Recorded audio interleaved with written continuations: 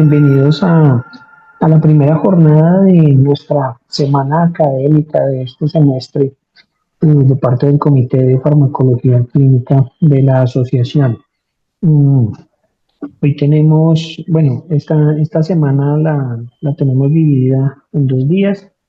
Hoy nuestro primer día vamos a tener una conferencia donde nuestro expositor es Carmen Chica, fisioterapeuta, y mañana tenemos una jornada con dos temas, dos actividades. Tendremos eh, algo de costo-efectividad en dipirona oral versus IV en los pacientes críticos y el manejo farmacológico y también no farmacológico para mejorar el sueño de los pacientes en la unidad de cuidado intensivo.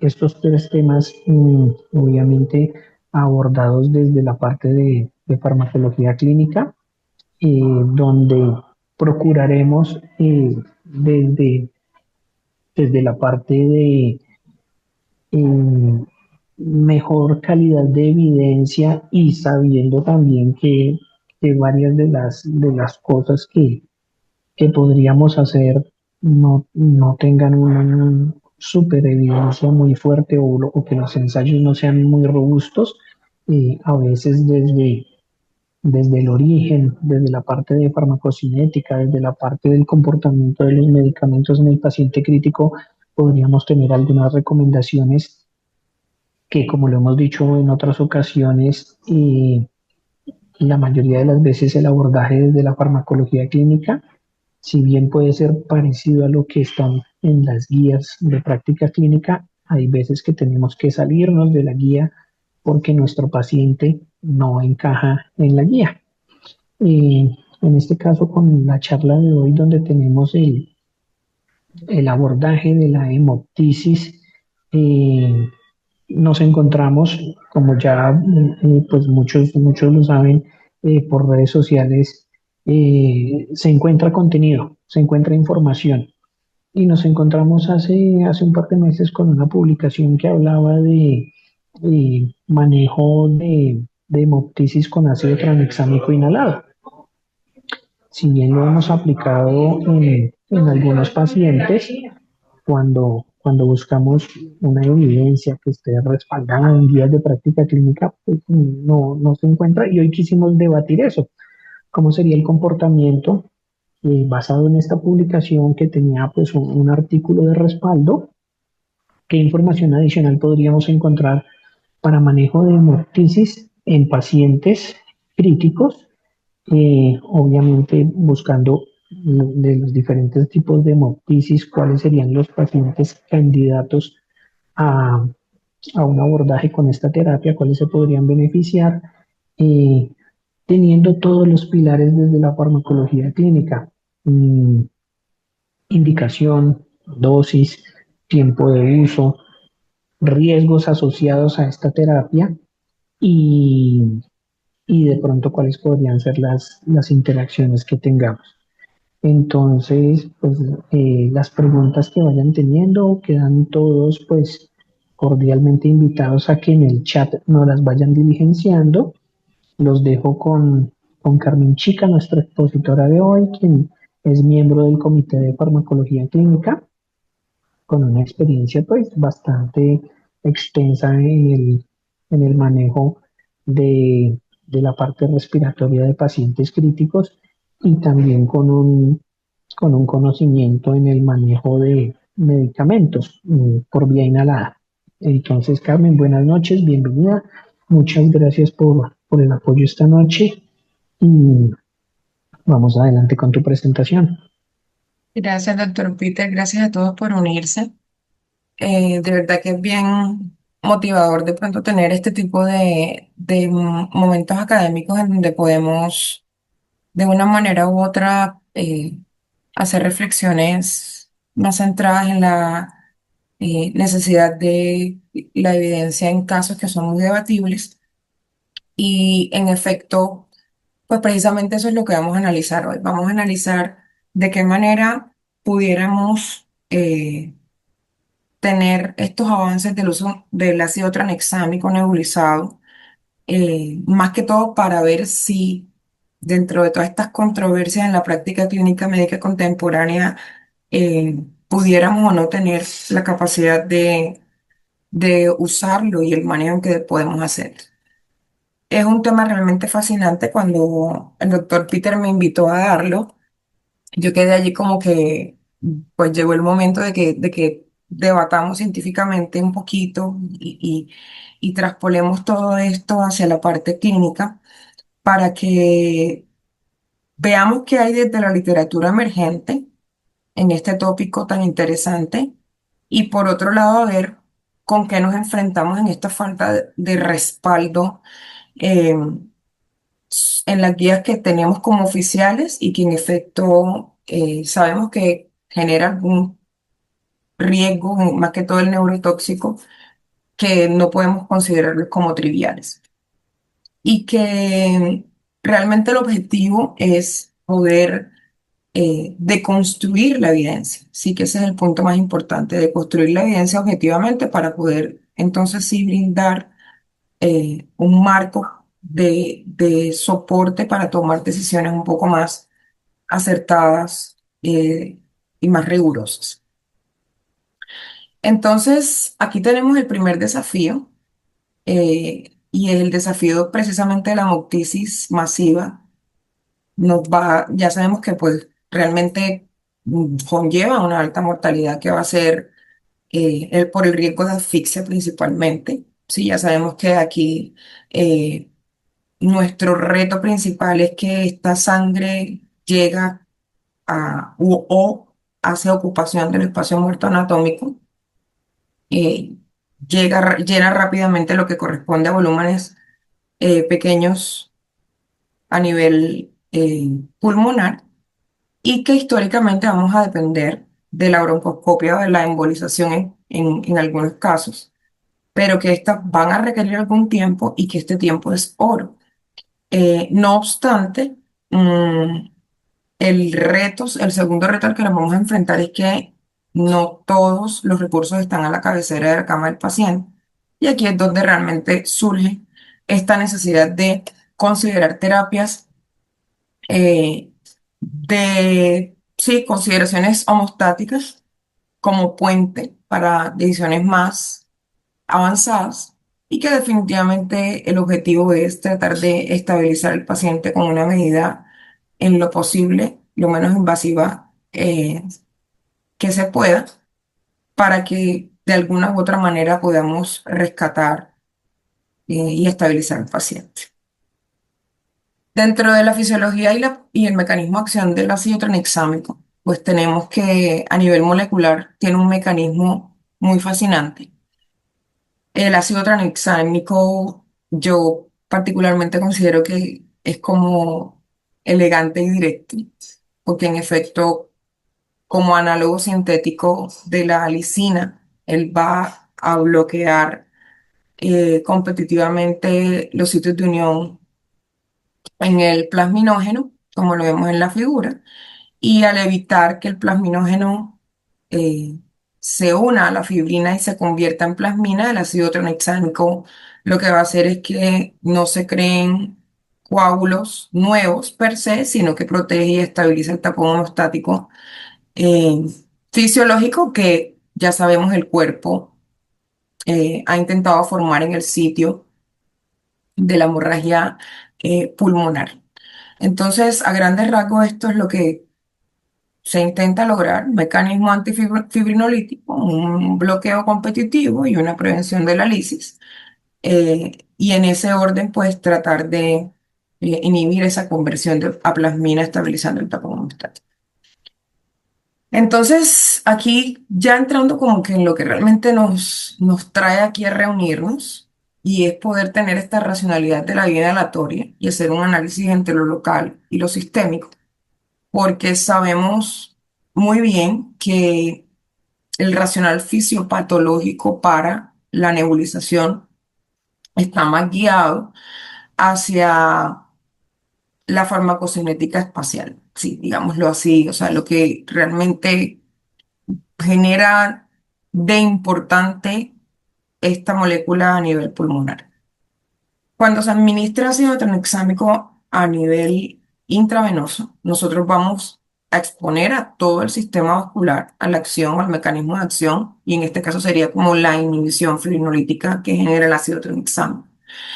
Eh, ¿Qué es el beneficio de la vía nebulizada? Ya sabemos que la vía nebulizada tiene un efecto tópico, un efecto local, y aquí lo que hacemos es que la nebulización va a generar un depósito del fármaco que va a impactar directamente sobre la mucosa bronquial. Entonces, este impacto directo sobre la mucosa bronquial es lo que nosotros vamos a tener como órgano diana o como objetivo a nivel de la terapéutica, y que más allá del impacto sobre la mucosa bronquial, tenemos también el impacto que genera sobre el alvéolo que está sangrando. Aquí que vemos que esto a ciencia cierta va a estabilizar o va a maximizar, digámoslo así, la posibilidad de que en cierto modo la concentración homeostática en el sitio donde se está administrando, que en este caso pues sería pulmón, sea el más importante, porque este efecto local disminuye los efectos sistémicos, por ejemplo, que este fármaco pasa en grandes cantidades hacia vía sistémica, lo que minimiza los efectos secundarios y reduce el riesgo de trombosis, de TBP en este caso, o de embolia pulmonar. Y eso hay que tenerlo en cuenta desde el análisis o desde la racionalidad que se puede tener como fundamento cuando hacemos esta comparación entre el uso inhalado y el uso sistémico. Pero, ¿qué tenemos dentro de la literatura actual? Sí, aquí es donde nosotros como que hacemos unas consideraciones un poco más centradas en las necesidades. Y cuando hice este mapeo, que disculpen, no declaré el conflicto no tengo en este momento pues conflicto de intereses, pero sí declaro que utilicé inteligencia artificial para la creación de estos gráficos tan coquetos y tan bonitos. Eh, y cuando hice toda esta búsqueda, a ver, con ayuda del doctor Peter, que me facilitó como el paper de arranque, y de ahí comencé a lupear, a ver qué encontrábamos de nuevo desde lo último que se generó como soporte, que realmente es muy debatible y tengo que admitirlo. Entonces, si hacemos ese mapeo de la literatura disponible hasta hoy, vemos un paisaje muy dominado más que todo por estudios observacionales. Y, y es bueno saberlo porque ya sabemos que aquí tenemos un camino largo por recorrer en este tópico, y sería muy interesante comenzar a hacer más allá de estudios observacionales, que es lo que encontramos, y series de casos y de pronto protocolos institucionales, y en algunos casos algunos otros consensos, poder pasar hacia ensayos aleatorizados donde definitivamente, bueno, aquí encontramos algo muy pequeño, el de Wani y el de Gopinath, en donde se demostró una resolución clínica más rápida frente a placebo versus IV en hemoptisis no masivo, ¿sí? Y al mismo tiempo tener estos reportes de casos de pronto en nichos de altísima importancia, como por ejemplo pacientes con ECMO, pacientes pediátricos que podemos considerarlo como poblaciones especiales, o con de pronto comportamientos o muchas comorbilidades, como ocurre en pacientes con cáncer o pacientes con alto riesgo tromboembólico, eh, pues nos van a dar un parte un poco difuso de lo que definitivamente podemos tener para la toma de decisiones, perdón, frente a este tópico en especial. Em, pero más allá de esta realidad, ¿qué sí podemos tener? Pues es algo que Hankerson nos muestra en este estudio, ¿verdad? Que él hizo, sobre todo en pacientes con cáncer de pulmón. Eh, y en población adulta en general, las etiologías predominantes siempre van a ser estudiadas desde el foco netamente pulmonar, ¿verdad? Y tenemos muy claro lo que tenemos sobre todo para las bronquiectasias, para las neoplasias pulmonares. Ahí el panorama es un poco más claro, ¿sí? Sobre todo porque en ambos hubo resolución importante y controlada en muy corto tiempo y establecieron dosis de uso eh, muy parecidas. Ambos denotaron que el ácido tranexámico nebulizado tuvieron como utilidad primaria su uso por vía nebulizada antes que la vía IV, que sobre todo para el paciente paliativo, este paciente oncológico pulmonar que tiene hemoptisis, sí es un coadyuvante, sobre todo como terapia paliativa en etapa terminal, como les decía. Y por el caso de las exacerbaciones de las bronquiectasias, eh, lo único que se reportó en estos casos representativos fue el broncoespasmo que se presentaba el paciente luego de la administración del ácido tranexámico nebulizado, pero que ya sabemos que no es algo por lo que nosotros realmente deberíamos preocuparnos, porque casi que es lo mismo que ocurre con los antibióticos nebulizados y que es 100% de fácil resolución, que el paciente se broncodilata previamente o se broncodilata posterior a la presencia del broncoespasmo. Entonces, en estos panoramas que encontramos cuando se vio la evidencia científica, pues nos da un parte de tranquilidad hasta cierto punto, porque aquí es donde definitivamente el ácido tranexámico va a mostrar su mayor nivel de seguridad. Y es en este grupo de pacientes con alto riesgo tromboembólico. Sí, entonces, ¿qué hacemos con un paciente que presenta hemoptisis, pero que tiene un dispositivo, por ejemplo, de asistencia ventricular? Pongamos ese ejemplo, o una embolia pulmonar reciente. Em, y allí detener la anticoagulación es letal. Administrar ácido tranexámico estaría contraindicado. Entonces ahí viene el paradigma de entonces cómo, a ver, logro esta hemostasia pulmonar sin interrumpir la anticoagulación sistémica vital.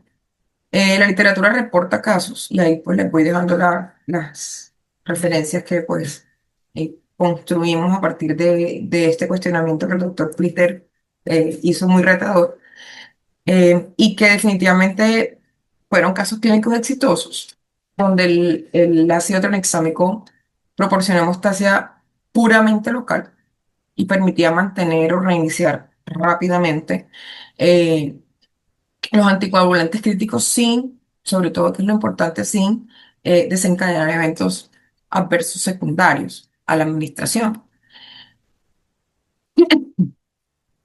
Entonces, continuando con ese enfoque de esas poblaciones que fueron de pronto las más estudiadas dentro de la búsqueda bibliográfica para poder hacer este análisis, en pediatría, no soy experta en pediatría, tengo que admitir, en cuanto que habrá muchos más que esto, pero podemos conversar de pronto lo que la evidencia ha expuesto dentro de su creación. Y es que en pediatría la hemorragia pleural difusa, eso sí lo tenemos muy claro, es devastador. Eh, es de muy difícil manejo. Eh, y lo que sí podemos ver en datos retrospectivos del estudio NIL en el 2020 es que definitivamente aquí se hizo un ensayo piloto en Arabia Saudita, donde se implementó un protocolo supremamente novedoso. Y este protocolo consistía sobre todo en primero nebulizar ácido tranexámico de 200 a 500 miligramos, lograr ahí ese freno fibrinolítico, y seguido secuencialmente por nebulizaciones de factor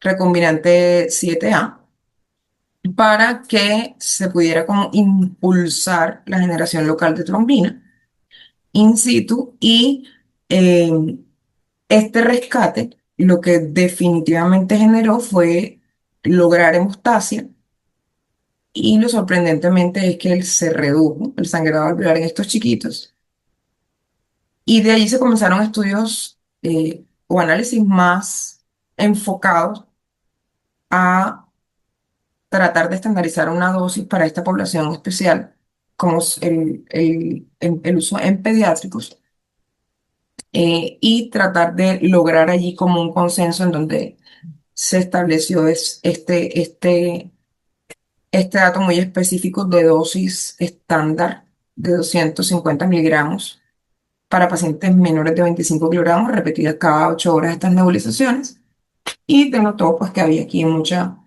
eficacia clínica en sus respuestas. Em, ¿Qué más se encuentra y que está disponible que de pronto nos pueda dar a nosotros una vía un poquito más clara de lo que estamos tratando de dilucidar dentro de lo mucho o lo poco que podemos dar como soporte? Y ahorita podemos hacer precisamente ese debate porque entendemos perfectamente que el ácido tranexámico no está como solución para nebulizar, entonces ahí estaríamos hablando de que esto sería un uso off-label de esta molécula, y por eso es tan de pronto debatible. Pero para ilustrar de pronto clínicamente me gustó traer acá este caso de Curios, en donde una paciente presentó una hemoptisis supermasiva de 500 cc. Era una mujer de 61 años, con un EPOC severo, y las imágenes revelaban una masa enorme, ¿verdad? Ahí pues traté de traer las imágenes del estudio. Eh, Allí premediastinal, y ante un retraso logístico inevitable eh, para el quirófano, que en este caso pues allí hubo un pequeño fallo con un delay en la broncoscopia. ¿Qué hizo el equipo médico? Pues administró dosis repetidas de 500 miligramos nebulizado. Este no fue el tratamiento definitivo que reportaron en el caso, pero sí fue la terapia de puente, y por eso se tomó desde aquí eh, tener al ácido tranexámico como una opción así, terapia de puente, hasta la estabilización definitiva de la paciente. Aquí pues ya la paciente llegó a hemodinamia, se le permitió llegar a la endoscopia de forma electiva y segura, y fue un puente temporal exitoso en casos muy puntuales donde la tecnología o la disponibilidad del recurso, no, del recurso tecnológico no está a la mano. Este fue un caso puntual, y a lo largo de este pequeño repositorio de pronto los estudios o los papers o los casos con mayor impacto clínico y científico, podemos llegar entonces a esta pregunta. Y es definitivamente nebulizado intravenoso. Y ese es el dilema, ¿sí? Por lo que les decía anteriormente, sabemos perfectamente que eh, el uso off-label, ¿sí? ¿Tiene ventajas? Claro que sí. Tiene alta concentración a nivel tópico, a nivel alveolar, a nivel de la vía aérea. No requiere un acceso venoso profundo, tiene un bajo impacto trombótico sistémico teórico, cosa que no ocurre con la vía intravenosa. Pero la gran desventaja en este punto es la carencia absoluta de pronto estudios más grandes, en donde pudiéramos tener una retórica o un speech más soportado en evidencia científica. La farmacocinética de absorción sistémica todavía está en estudios impredecibles. Y bueno, ya les había reportado que hay un riesgo de broncoespasmo agudo que no es nada que preocuparse, pero que sí hay que tener cuidado por ser por ser una vía de uso off-label.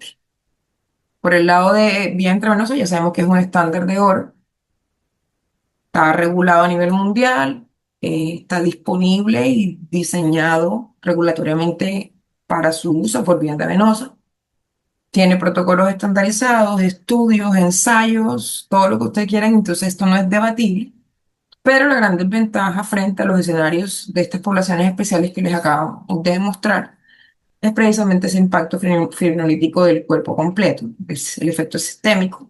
y que tiene contraindicaciones muy radicales que definitivamente son innegociables y que definitivamente, muy a pesar de todas estas situaciones, eh, ahí viene el clásico conflicto y yo lo veo de esa manera. Yo sé que muchos estarían de acuerdo con esta frase y es el clásico conflicto de medicina rigurosa versus innovación clínica desesperada, que es lo que realmente ocurre cuando se usa ácido tranexámico nebulizado. Y es esto, falta de respaldo en las guías internacionales, ¿sí? Entonces eso es como un black box warning. Nosotros decimos eso mucho en la historia, en el mundo farmacéutico, eh, porque en efecto cuando la FDA arroja esta alerta regulatoria por la formulación del ácido tranexámico inhalado, ya sabemos que es una vía incorrecta regulada, y que bueno, ya sabemos que hay prioridades terapéuticas que entran en este balance y hay reglas de oro que definitivamente debemos contemplar o deben considerar desde el cuerpo médico para no retrasar la administración del ácido tranexámico de manera sistémica, para de pronto considerar de una manera u otra el costo-beneficio que esto pueda presentar para la condición del paciente. No podemos dejar de lado, como decía, ese black box warning porque la FDA ha emitido advertencias explícitas de que la formulación inyectosa debe, o sea, de que la formulación por vía inyectada o por vía intravenosa debe ser la que se tiene que usar.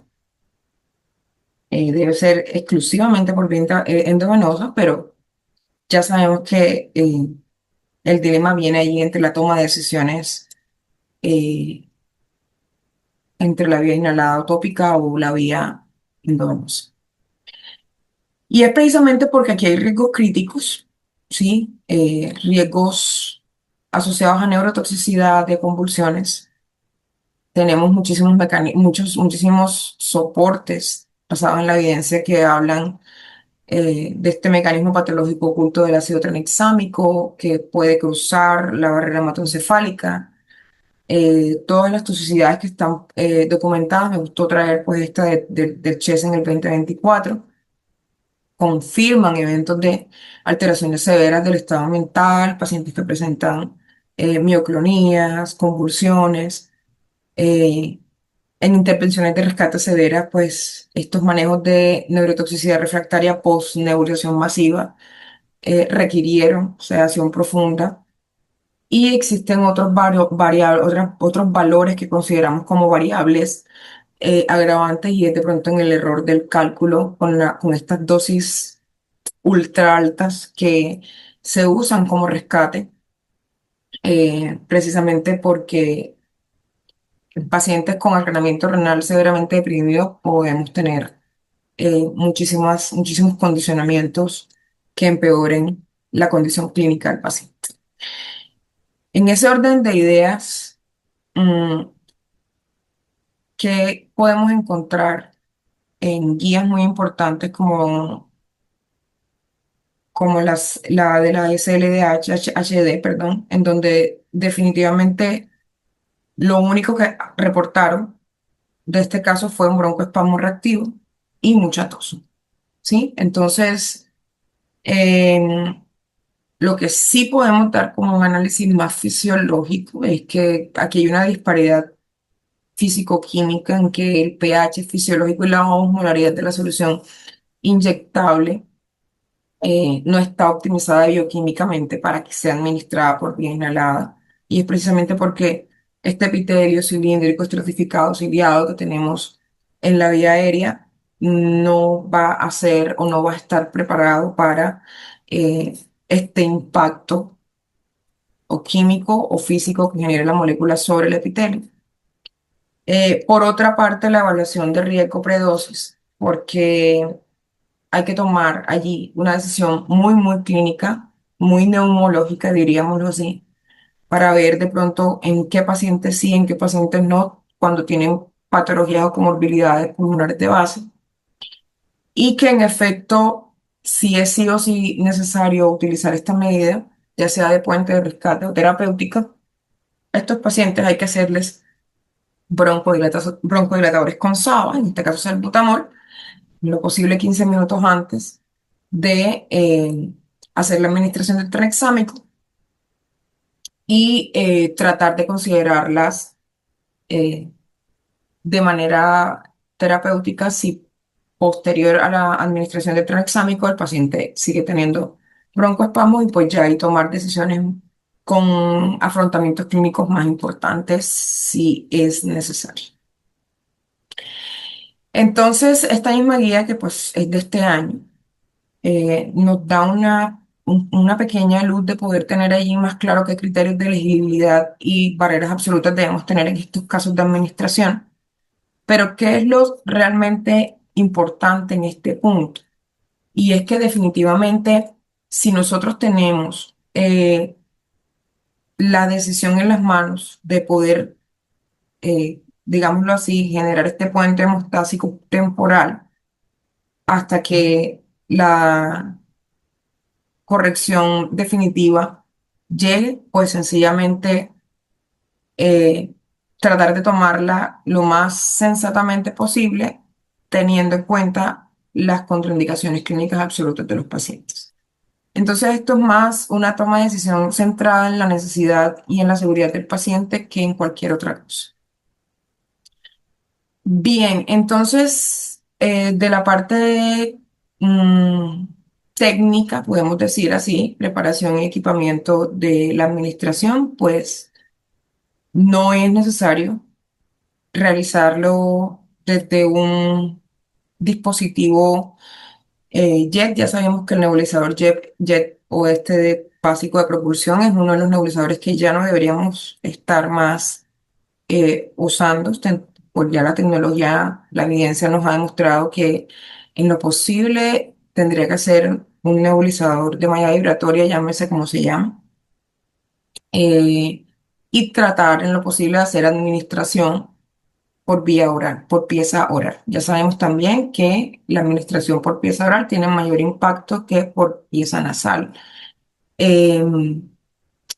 Y todo esto en el sentido de que el paciente esté consciente y orientado y pueda seguir el comando de inhale profundamente por la boca. Así como también puede ser administrado por vía de pacientes con vía aérea artificial, en este caso intubación. ¿Qué hay que tener en cuenta si tenemos pacientes con máscaras faciales? Porque probablemente aún estamos en el camino de comprender toda la evidencia científica que hay en el uso de las interfaces versus la administración de medicamentos neurizados, que sobrepone a la una sobre la otra, la nasal sobre la oral. Y es que precisamente las máscaras faciales hospitalarias están, como dice aquí la slide, están proscritas precisamente por la exposición aerosolizada del ácido al globo ocular. Entonces aquí hay que tener mucho cuidado de no administrar el ácido tranexámico por vía máscara nasal. Y esto es porque precisamente lo que habíamos comentado anteriormente, los efectos físico-químicos que pueda generar la molécula en diferentes epitelios, pues todavía está en estudio. Lo que sí es cierto es que genera mucha afectación a nivel del globo ocular y causa conjuntivitis química severa. Entonces, en lo posible, por favor, no administre el ácido tranexámico si usted lo va a usar con máscara nasal, sino con pieza bucal.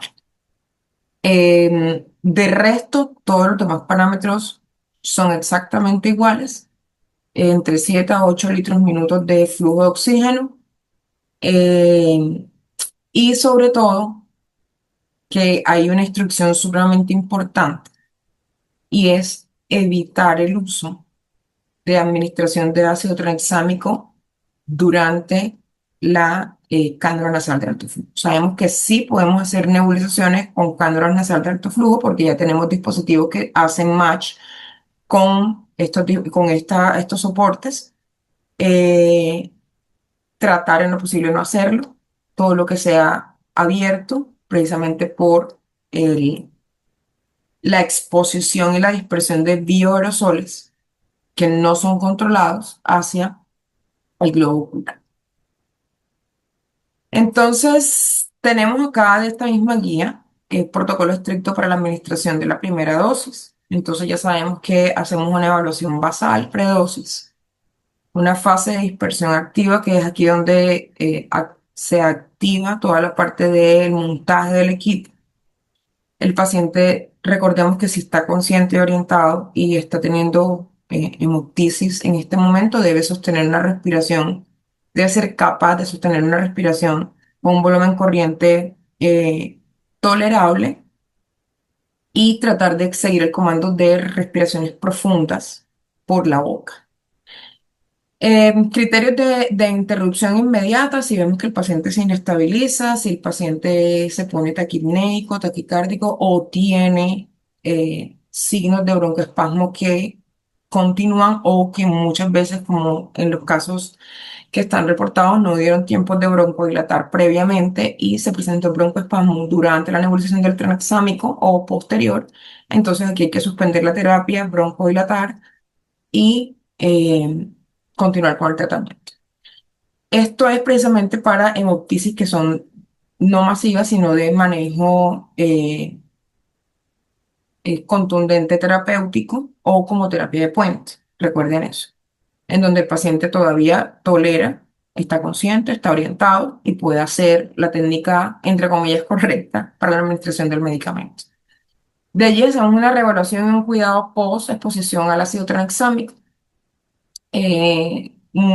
coordinación del grupo de enfermería, de medicina intensiva, de terapia respiratoria, pues precisamente es necesario que todos estos cuidados que estén asociados no tanto a la interfase, a la exposición del globo ocular, sino también a la limpieza de fosas nasales y enjuague bucal, eh, y gárgaras, digamos así, con agua posterior al ácido tranexámico, precisamente porque todavía no está claro este efecto físico-químico en la mucosa oral y en la mucosa de las fosas nasales. ¿Qué tenemos acá en compatibilidad con soportes de ventilación avanzada? Ya les había comentado si se pueden nebulizar por pacientes intubados, si se puede administrar en pacientes con no invasiva que no tengan total phase y que se asegure completamente que no se generen fugas. Cuando hablaba de máscaras, me hablaba de máscaras de nebulizaciones convencionales, pero acá estamos hablando de soportes ventilatorios. Entonces, sí se puede administrar en pacientes que están en no invasiva, pero con la seguridad, por favor, de que no sea con total face, sino con máscaras que hagan buen sello naso-oral y en lo posible, pues, que se haga con tecnología nebulizadora de alta gama, como ocurre con las mallas giratorias. Hay una tensión crítica excepcional y es en pacientes que están en soporte de ECMO. Hay una evidencia prospectiva restringida y hay una viabilidad cuando se administra tranexámico 500 miligramos por TED cada 8 horas para suprimir estas hemorragias alveolares letales en SDRA graves cuando el paciente está post-ECMO. Y en este caso puntual, en el estudio de Cabanilla del 22, se demostró que sí había un efecto local que preservó dramáticamente el flujo sin reducir, perdón, sin inducir trombosis y redujo el sangrado,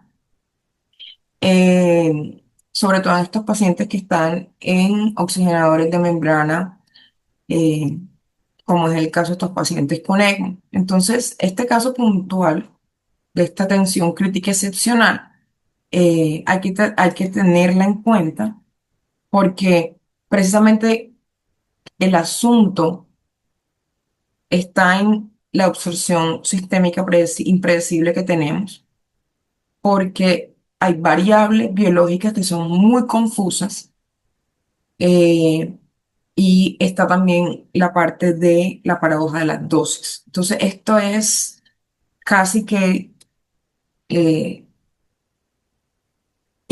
una indecisión, para no decir otro término, pero el consenso estandarizado está en el uso eh, de los 500 miligramos inhalados, pero ya sabemos que carecemos de ecuaciones precisas para poder hacer este cálculo en porcentajes que sean más objetivos, porque Recuerden que dentro de la medicina de aerosoles, el gran dolor de cabeza es poder tener conocimiento de la dosis nominal. Y con esta molécula no sabemos cuánto es la dosis nominal, cuánto es ese porcentaje de aerosol inhalado que va a terminar realmente en vía aérea y de eso que hace paso por membrana alveolo-capilar eh, vaya a generar efectos secundarios a el paciente, sobre todo a nivel neurológico. En el caso de ECMO, lo más importante que reportó Cabanilla en esta serie pequeña de casos que él generó, eh, ellos lo que evidenciaron fue que instalar ácido tranexámico directamente por cánula endotraqueal detenía el sangrado alveolar, es decir, ellos definitivamente hicieron en algunos casos instilaciones directas por el tubo orotraqueal y en otros nebulizaron, y en ambos tuvo una respuesta positiva. Y de allí se logra llegar a esta síntesis ahora que ya hicimos como, o hicimos este camino de lo que realmente dentro de la bibliografía disponible podemos decir que es lo más robusto, estructurado o que realmente da valor a la práctica clínica. Podemos llegar a este pequeño algoritmo de decisión clínica, ¿cierto? Y es que si tengo un paciente con hemorragia activa, inestable, ya sabemos que aquí la ruta tiene que ser netamente intravenosa. Eso no es negociable, eso ya está estandarizado.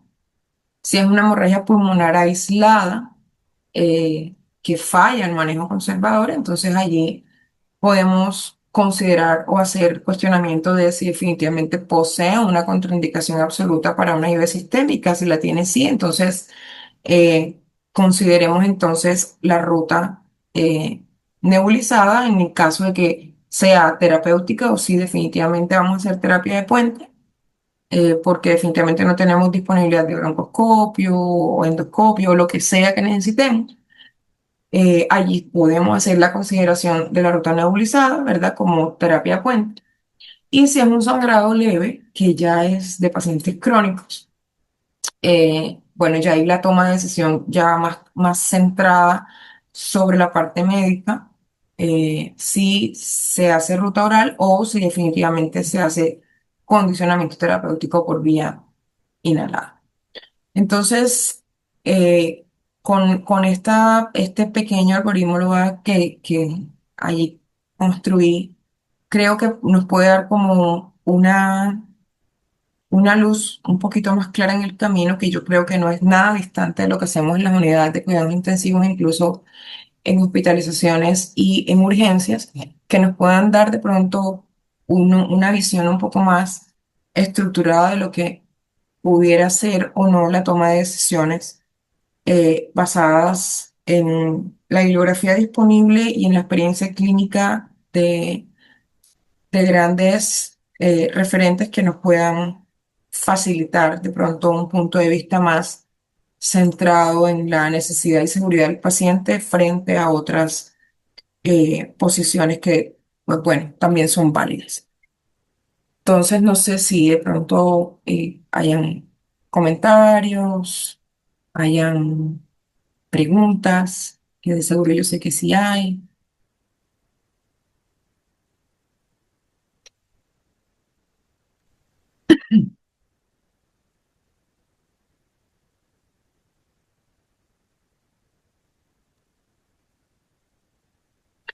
Y bueno, Carmen, muchas gracias. Esperemos, a ver, Alejandro, tenemos preguntas del público.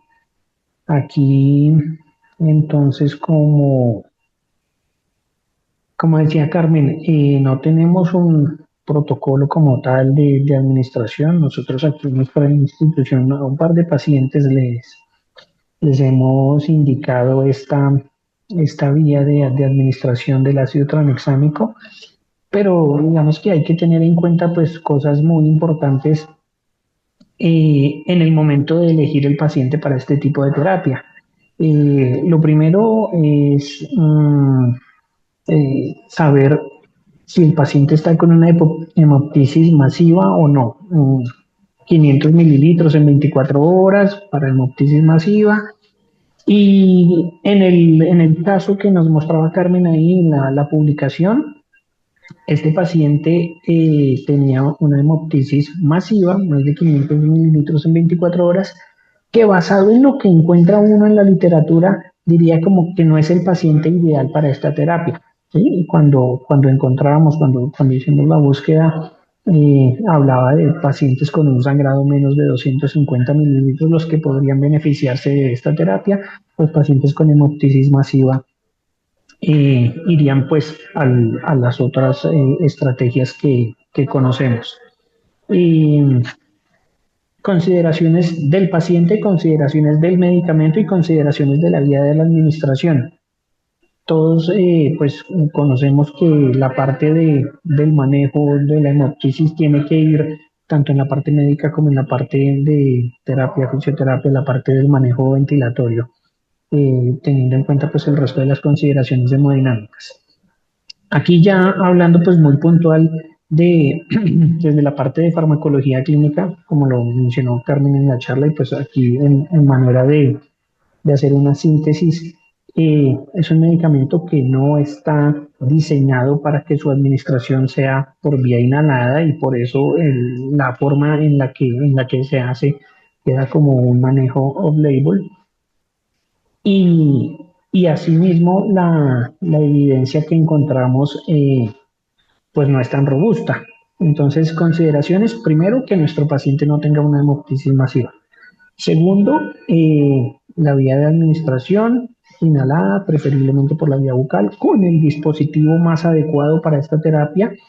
Eh, ¿Cómo se va a diluir? Aquí entonces entramos en la parte de interacciones y físico-químicas del medicamento. La indicación sería hacer una dilución en solución salina. Dextrosa no está indicado para hacer la dilución del medicamento. La dosis para adultos, 500 miligramos cada 8 horas, unas 3 veces al día, por un máximo, en lo que se ha encontrado en la literatura, máximo 5 días de terapia. eh, pero claramente si tenemos un paciente que por más de 2 días persiste con hemoptisis y no nos resuelve con esta terapia es un puente para el manejo, pues que ya pueda ser un manejo instrumentado de la hemoptisis. Interacciones, esas son físico-químicas con lo que lo vamos a diluir. Interacciones farmacológicas con otros medicamentos que administremos por vía inhalada, ya sean los corticoides, los beta 2 o los anticolinérgicos, realmente no tenemos Ningún interacciones, problema. entonces habría seguridad en la administración. Efectos adversos, entonces tenemos del ácido tranexámico son varios, ¿no? Son varios los efectos adversos, pero son efectos adversos derivados de la dosis que se administra por vía sistémica. Carmen nos los mencionó, los efectos sistémicos neurológicos, los efectos sistémicos gastrointestinales y la ventaja o la seguridad que tendría esta terapia con este medicamento es que estamos administrando vía local con una biodisponibilidad sistémica muy reducida, donde tendríamos uno de los manejos que muchas veces nosotros queremos, que desde la parte farmacodinámica yo pueda administrar el medicamento en ese punto donde quiero que actúe, teniendo todos los beneficios de su efecto local y ninguno de los efectos negativos que queremos a nivel sistémico. Esta sería una de esas terapias que tendría esa ventaja. Efectos tóxicos, efectos adversos muy mínimos con los efectos que queremos. ¿Qué otras cosas teníamos? La dosis, el tiempo de administración, las interacciones, perdón. No, pero creo que serían esos. Mm, Riesgos o cosas de monitoreo, pues no habría que tener algún tipo de monitoreo terapéutico estricto con ellos.